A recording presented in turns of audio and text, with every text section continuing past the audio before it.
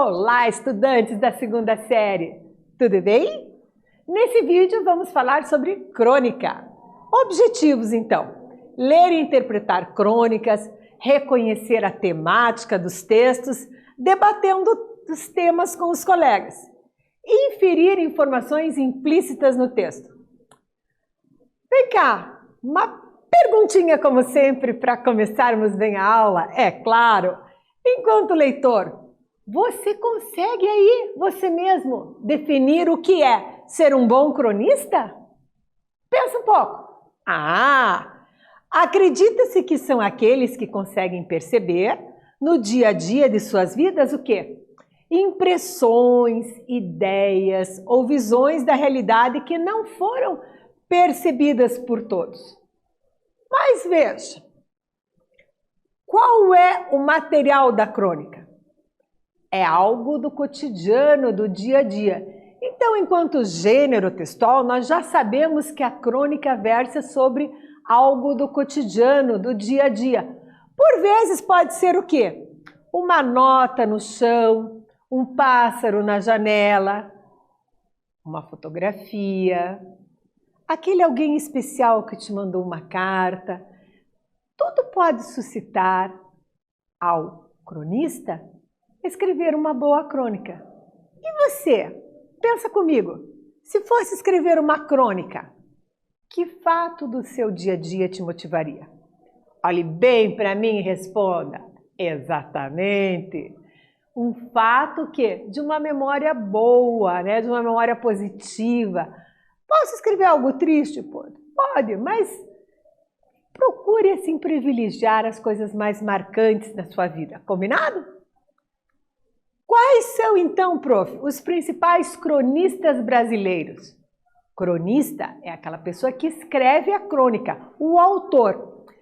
Veja se você conhece algum desses aqui.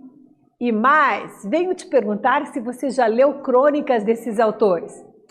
O primeiro da lista, né? Famosíssimo, Machado de Assis. O segundo, Carlos Drummond de Andrade.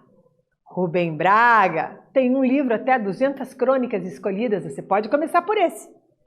Luiz Fernando Veríssimo, o rei do humor. Fernando Sabino, Carlos Heitor Coni e Caio Fernando de Abreu. Será que você já leu todos? Fica meu desafio, anote aí. Uma crônica por dia faz bem. Começo então com o Luiz Fernando Veríssimo falando sobre aptidão. Onde eu posso encontrar essa crônica na íntegra? O Nariz e Outras Crônicas, na editora Ática, São Paulo. Então, olha só, o texto é adaptado para fins didáticos e começa assim. Bom dia, senhor Pacheco. Sente-se, por favor. Temos uma ótima notícia. Como o senhor deve saber, contratamos uma firma de psicocomputocratas para fazer testes de aptidão nos 10.000 empregados desta firma. Precisamos nos atualizar, acompanhar os tempos. Sim, senhor. Os 10.000 testes foram submetidos a um computador e os resultados estão aqui. O senhor é o primeiro a ser chamado porque o computador nos forneceu os resultados em rigorosa ordem alfabética. Mas o meu nome começa com P. Sim, deixa ver. Pacheco, sim. Deve ser por ordem alfabética do primeiro nome. Então, esse computador é de última geração. Nunca erra. Como é o seu primeiro nome? Xisto. Com isso, chegamos, sim, à atividade 1. O leitor pode identificar as personagens porque, entre outros recursos, empregou-se qual discurso? Especialmente para você. Quais são os tipos de discurso que existem em língua portuguesa? Discurso direto, discurso indireto, discurso...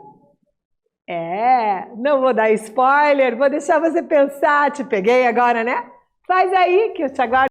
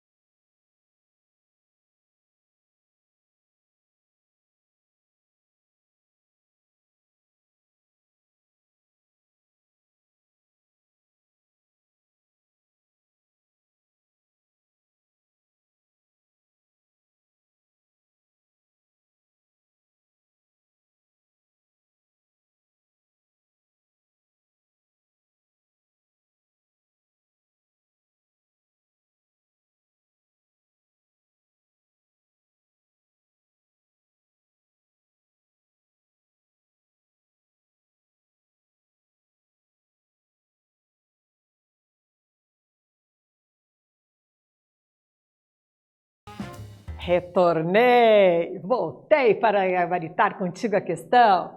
Qual o recurso empregado? Acertou quem disse que nós empregamos o discurso direto, né? Então, olha aqui no texto. Parágrafo, travessão, mas o meu nome começa com P. Xisto. Eu já percebo a fala da personagem, o discurso direto. Então, eles interagem, exteriorizando suas relações e ponto de vista com os acontecimentos. Seguimos com a leitura, vamos lá. Bom, isso não tem importância, vamos adiante. Veja aqui pela sua ficha que o senhor está conosco há 28 anos, sempre na seção de entorse de fresos. O senhor nunca falhou no serviço, nunca tirou férias e já recebeu várias vezes nosso prêmio de produção. Sim, senhor.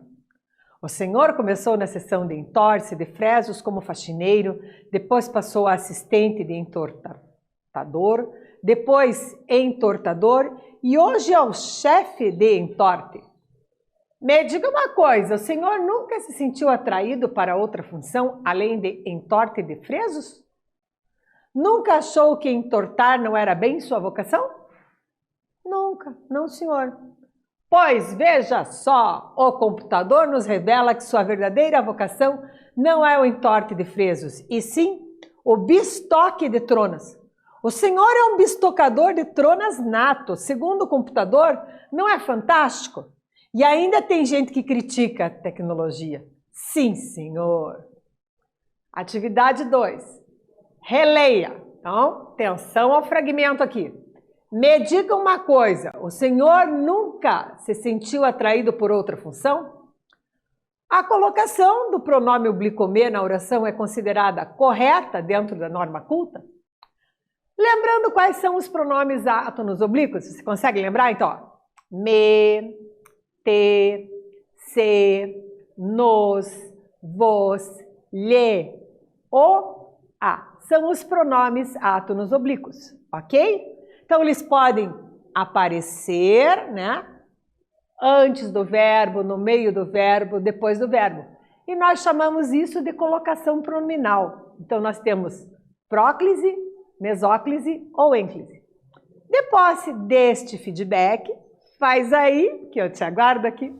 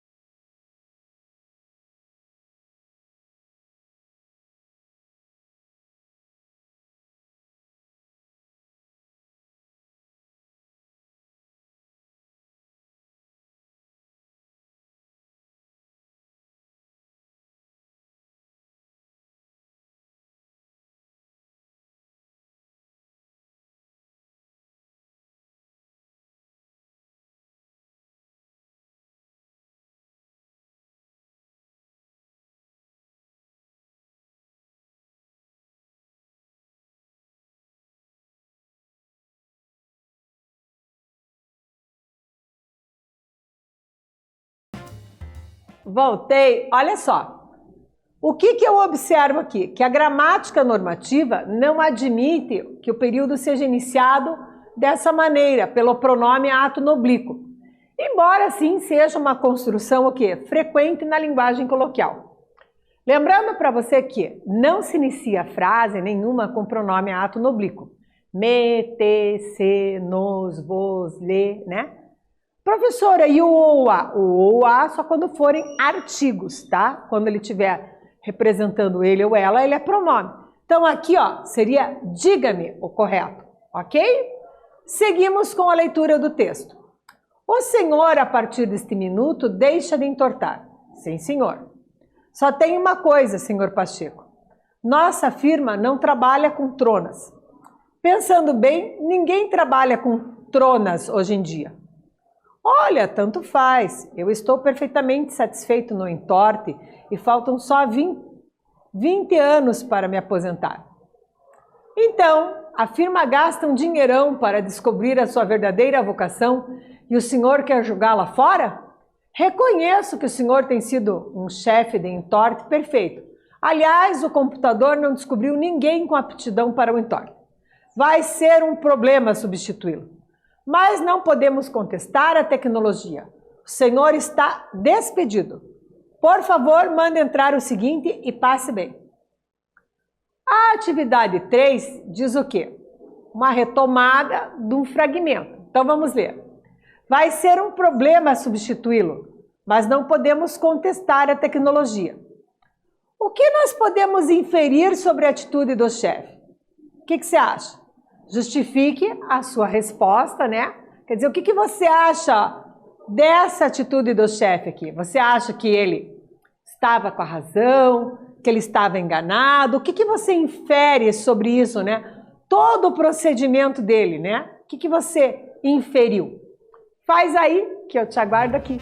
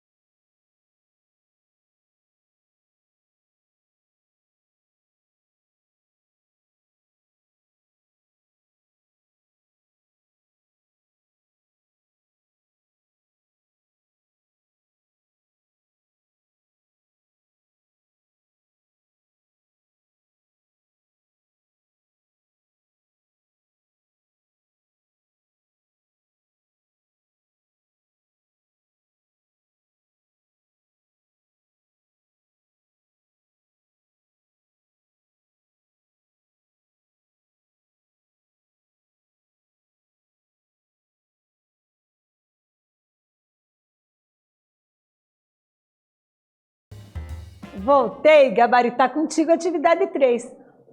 Olha o que eu pedi. Vai ser um problema substituí-lo, mas não podemos contestar a tecnologia. O que podemos inferir, então, sobre a atitude do chefe? Justifique sua resposta.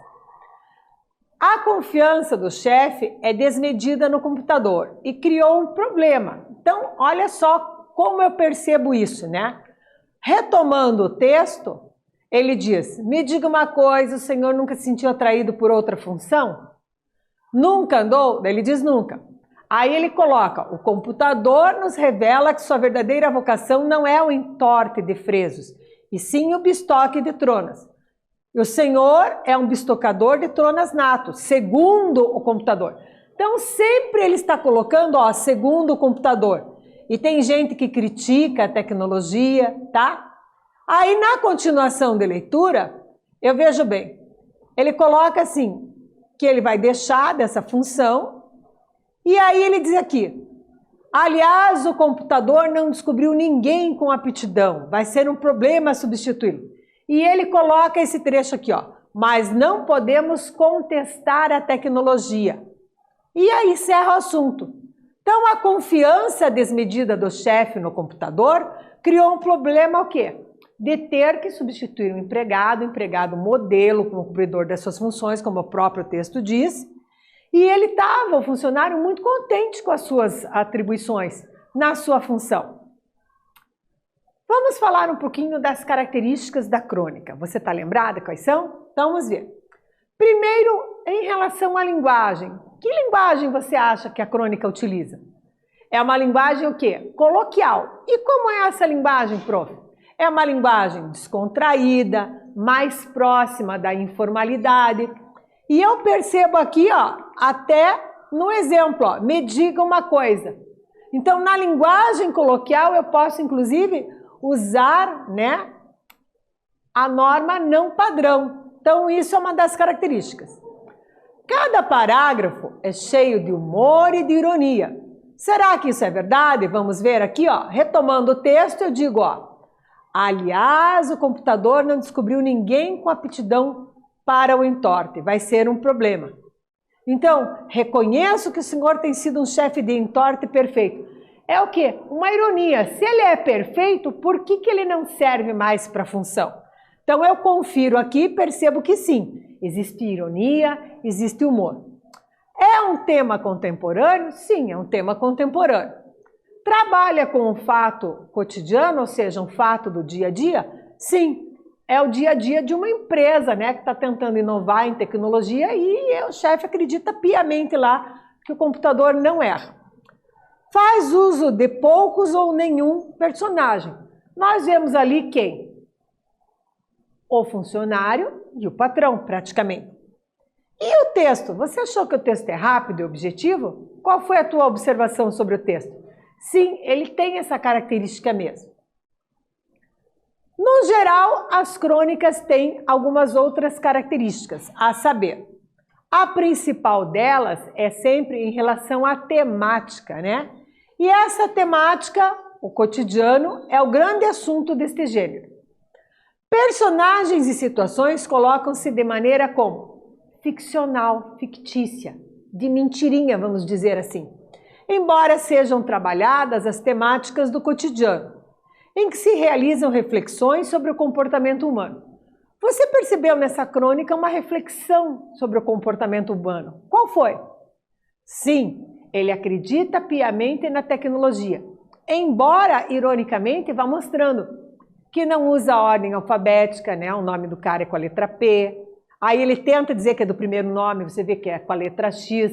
Já no início do texto, nós percebemos isso. E considera essa intencionalidade, é comum uso o quê? Da linguagem coloquial do dia a dia. Temos aqui uma sugestão de atividade. Oba! Então, observe alguma situação do seu cotidiano e transforme em crônica. Nesse momento, você vai conversar com alguém, né? Vai pensar numa situação do teu cotidiano, vai pensar que reflexões essa situação pode gerar, se pode ser reflexões engraçadas ou não, tá? Faz aí que eu já volto.